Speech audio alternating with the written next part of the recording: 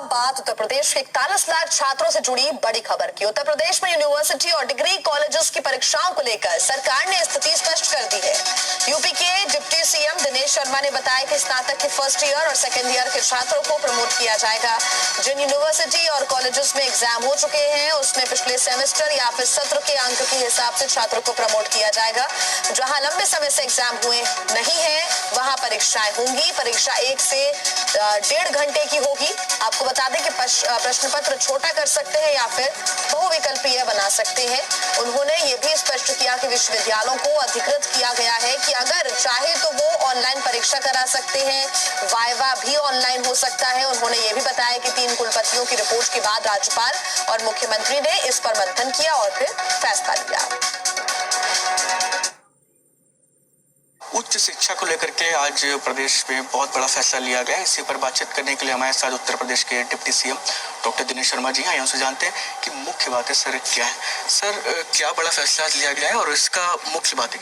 देखिए, हमारे विश्वविद्यालय और महाविद्यालयों में पूरे प्रदेश में लगभग 41,000 के आसपास 41 लाख के आसपास विद्यार्थी हैं।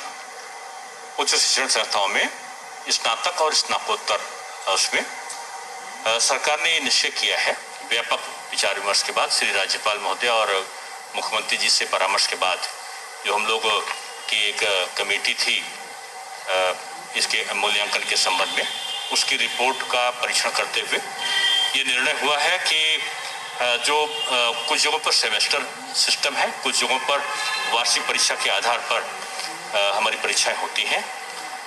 प्रथम वर्ष सभी जगह पर जो स्नातक है या स्नातकोत्तर है उनको हम लोग प्रमोट कर रहे हैं। जहां पर पिछले वर्ष यानी 2020 में स्नातक की प्रथम वर्ष की या प्रथम सेमेस्टर की परीक्षा हो चुकी थी, तो वहां पर उसके अंक के आधार पर द्वितीय वर्ष को भी हम प्रमोट कर देंगे। या वार्षिक परीक्षा में कुछ पेपर हमारे हो चुके थे द्वितीय वर्ष के या तृतीय वर्ष के या प्रथम वर्ष के, बाकी के नहीं हुए थे, तो जितने पेपर हुए थे तो उनके आधार पर हम औसत अंक देके उनका प्रमोशन कर देंगे। लेकिन जहां पर परीक्षाएं नहीं हुई थी, न प्रथम वर्ष की न ही बीच में मध्य सत्र में कोई परीक्षाएं हो पाई थी, उनमें हमने रखा है कि 1 से 1.5 घंटे के अंदर परीक्षा का निर्धारण हो समय सीमा में, और चाहे वो बहुविकल्पी हो, चाहे OMR सीट के आधार पे हो या जो सामान्य प्रश्न पत्रों में प्रश्न पूछे जाते हैं उसका आधार हो। ये जो समय है उसकी अवधि 1 से 1.5 घंटा से ज़्यादा नहीं हो सकती। एक दिशा निर्देश जारी किए हैं। वाइवा जो होगा वो ऑनलाइन होगा और उसको हम ऑफलाइन नहीं करेंगे। साथ में जो प्रैक्टिकल है वो हम लोग नहीं लेंगे। विश्वविद्यालय प्रैक्टिकल जो लिखित परीक्षा के आधार पर अंक होंगे उस पर लिए जाएंगे। जो हमारा स्नातक स्तर पे और जो स्नातकोत्तर स्तर पे जो परीक्षाएं हैं वो संपादित होंगी। सर, इसके परिणाम कब तक आने की उम्मीद रहेगी और कैसे क्या रहेगा?